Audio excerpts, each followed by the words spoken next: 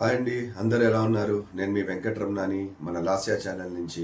మన టాపిక్లోకి వెళ్ళే ముందర ఆ, మనం సబ్స్క్రైబ్ చేయడం మాత్రం మీరు మర్చిపోకండి. మీ సపోర్ట్ నాకు చాలా అవసరం. వీడియో నచ్చితే కనుక షేర్ చేయండి. ఆ, ఖచ్చితంగా గంట సింబల్ మీద కొట్టండి, సో దట్ మీకు ఏదైనా నోటిఫికేషన్స్ వస్తాయి. నేను వీడియోస్ తీస్తే మీకు నోటిఫికేషన్స్ రూపంలో వస్తాయి. రెండోది, మనం నిన్న ఫైబర్ గురించి మాట్లాడుకున్నాం.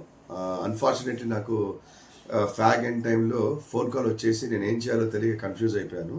దాని వల్ల ఎలాబొరేట్గా మాట్లాడుకుందాం.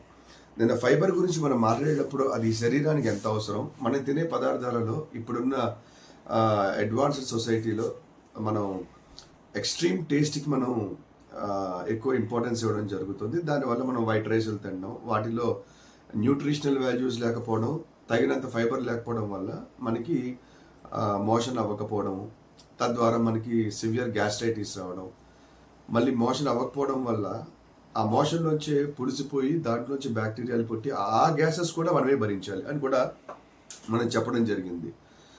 సో దాన్ని మనం కంటిన్యూ చేస్తూ వీటికి అన్నిటికీ విముక్తి ఎలా వస్తుంది, మన ఫుడ్ హ్యాబిట్స్ ఎలా ఉండాలి, ఎటువంటి ఫుడ్ హ్యాబిట్స్ ఉంటే మనకి ప్రోటీన్ అందాలా, ఫైబర్ పరంగా ఫైబర్ అందాలా, దాంతోపాటు మనకి కార్బోహైడ్రేట్ చాలా ఇంపార్టెంట్ ఈ ప్రోటీన్ని మజిల్స్లో కూర్చోబెట్టడానికి, టిష్యూస్ అవి బిల్డ్ అవ్వడానికి.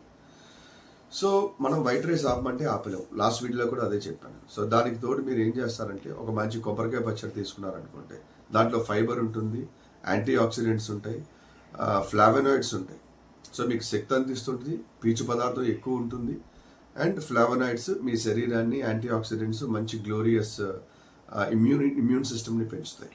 సో మీకు ఒక పక్క వైట్ రైస్తో పాటు కొబ్బరికాయ పచ్చడి అన్నది one of the best thing. And ఇది పక్కన పెట్టేస్తే కనుక ఇది వన్ ఆఫ్ ద సొల్యూషన్.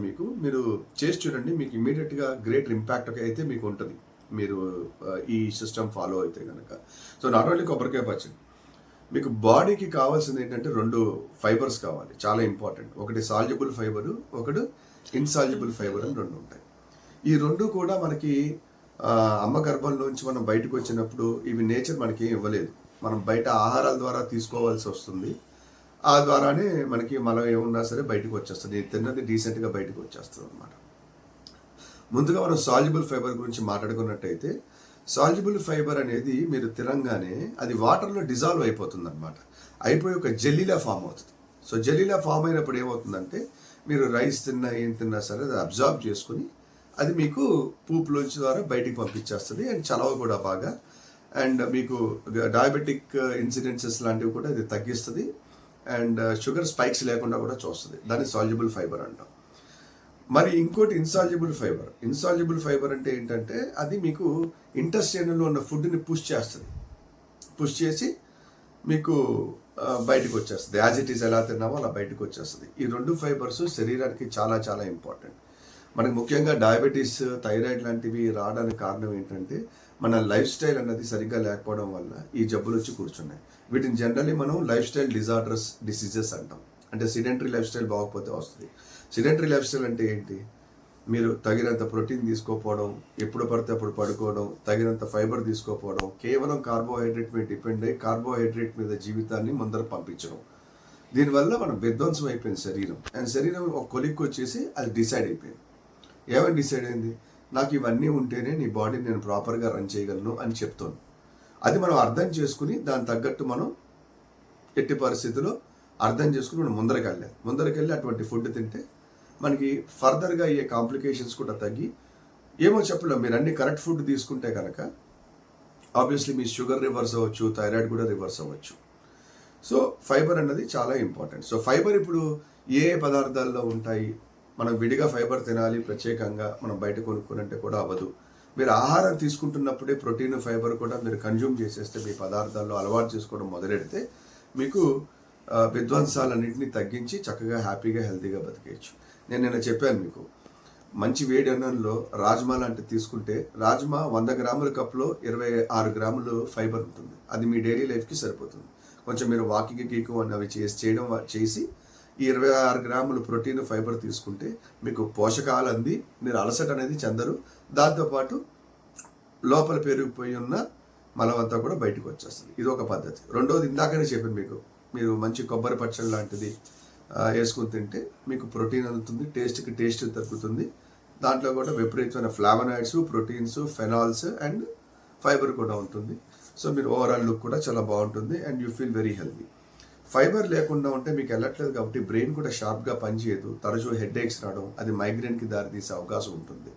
అందుకని మీరు జాగ్రత్తగా ప్రతిరోజు మీరు ఇన్సాల్జబుల్, సాల్జబుల్ ఫైబర్ లాంటి వాటి మీద దృష్టి పెట్టండి. మీరు విడిగా నేను అన్నం తినేసిన తర్వాత తిందాం అనుకుంటే మీకు వన్స్ కడుపు నిండిపోయిన తర్వాత ఏ ఫ్రూట్ కూడా తినబుద్ది కాదు. అలానే మీరు అరటిపళ్ళు తినకంటే అరటిపళ్ళు ఎక్కువ తినలేరు మీరు, ఎందుకంటే అది పొటాషియం ఉంటుంది, మీ కిడ్నీస్కి చాలా మంచిది. కానీ దాని సైడ్ ఎఫెక్ట్ షుగర్ ఉన్న వాళ్ళకైతే షుగర్ స్పైక్ భీకరంగా పెరుగుతుంది, మళ్ళీ కథ ముందరకు వస్తుంది. అలాంటివి కాకుండా క్యాలిక్యులేటివ్గా నేను చెప్పిన పదార్థాలను లెక్కేసుకోండి. మీరు ఈవెన్ స్వీట్ పొటాటో తినచ్చు, దాంట్లో మినరల్స్, ట్రేస్ ఎలిమెంట్స్ లాంటివి చాలా ఉంటాయి, ఫైబర్ కూడా చాలా రిచ్గా ఉంటుంది, మీ లుక్ కూడా మారుతుంది. అలాగే పంప్కిన్ తినచ్చు, చక్కగా ఉడకబెట్టుకుని కూరలా చేసుకుని, దాంట్లో విపరీతమైన ఫైబర్ ఉంటుంది, ప్రోటీన్ ఉంటుంది. మీరు ఆబ్వియస్లీ కార్బోహైడ్రేట్ రైస్ పంపిస్తూ ఉంటారు. అలాగే ఖచ్చితంగా మీకు ఈ లైఫ్ స్టైల్ డిజార్డర్స్ వచ్చినప్పుడు, మీకు థైరాయిడ్ లాంటిది వచ్చిందంటే పడగడుపున కొత్తిమీర జ్యూస్ తాగడానికి ట్రై చేయండి. ఎందుకంటే థైరాయిడ్ అన్నది కొన్ని వందల ఫంక్షన్స్ చేస్తుంది, అది మనం మిస్ అయిపోయినట్లు లెక్క ఒకవేళ అది కనుక సరిగ్గా పనిచేయకపోతే. అలాంటప్పుడు మీకు ఎక్స్టర్నల్గా న్యాచురల్గా మనం కొత్తిమీర జ్యూస్ లాంటివి తీసుకుంటే ఏంటంటే థైరాయిడ్ చేసే పనులు కొన్ని ఉంటాయి, లివర్ క్లీనింగ్ కానీ వాటికి ఈ కొత్తిమీర జ్యూస్ డైరెక్ట్గా మీకు ఆ టాక్సిన్స్ ఏవైతే, విష పదార్థాలు ఏవైతే లివర్లో పేరుకుపోయి ఉంటాయో కొన్ని ఏళ్ల కింద, వాటి అన్నింటినీ బయటికి తీసుకొస్తుంది. మీరు ఆ డిఫరెన్స్ కూడా ఫీల్ అవుతారు. ఓకే, సో కొత్తిమీరలో ఫైబర్ కూడా ఉంటుంది అండ్ కొత్తిమీరలో ఫైబర్, ప్రోటీనే కాకుండా అద్భుతమైన కాల్షియం ఉంటుంది. దీంట్లో ఉన్న కాల్షియం ఎటువంటిదంటే డైరెక్ట్గా మీ బోన్కి ఏ ప్రాసెస్ లేకుండా కూడా ఇది అంటించేయగలరు, తీసుకెళ్ళి దాంట్లో పెట్టేయగలరు. సో ఇలాంటి జాగ్రత్తలు తీసుకోవడం వల్ల మీరు చేసే ఉద్యోగాలు చక్కగా చేయగలరు. మీరు హెల్తీగా ఉంటే మీ లైఫ్ కూడా మంచి ఎన్లైటింగ్గా ఉంటుంది. మిమ్మల్ని చూసి మీ ఫ్యామిలీ కూడా చాలా ఆనందిస్తుంది. అండ్ ఎవరైతే హెల్త్ కోల్పోయారో వాళ్ళకు కూడా మీరు ఉచిత సలహాలు ఇచ్చి వాళ్ళు కూడా హెల్త్ నుంచి కోలుకొని మంచి దశ వాళ్ళకి చూపించినట్టు అవుతుంది. సో ఈ వీడియోలో ఇన్ఫర్మేషన్ మీకు బాగా నచ్చినట్టయితే కనుక, ఏదైనా నాకు బాగుంది అని మీరు ఫీల్ అయితే ఖచ్చితంగా లైక్ చేయండి అండ్ సబ్స్క్రైబ్ మాత్రం మర్చిపోకండి ప్లీజ్. నేను 100 సార్లు అడుగుతున్నాను నేను. అండ్ ఈ వీడియో నచ్చితే షేర్ చేయండి, ఎంతమంది కంటే అంతమందికి షేర్ చేయండి. సో వాళ్ళు కూడా హెల్త్ ఏదైనా కోల్పోయి ఉంటే కనుక ఏదైనా ఒక ఇన్ఫర్మేషన్ వాళ్ళకి వెళ్ళినా సరే వాళ్ళు కూడా ఆనందిస్తారు. అది కూడా నాకు కావాలి. నేను చాలా హ్యాపీగా ఇంకా ఫర్దర్ టాపిక్స్తో నేను వస్తాను. అండ్ ఫ్యూచర్లో మనం చాలా మాట్లాడుకుందాం.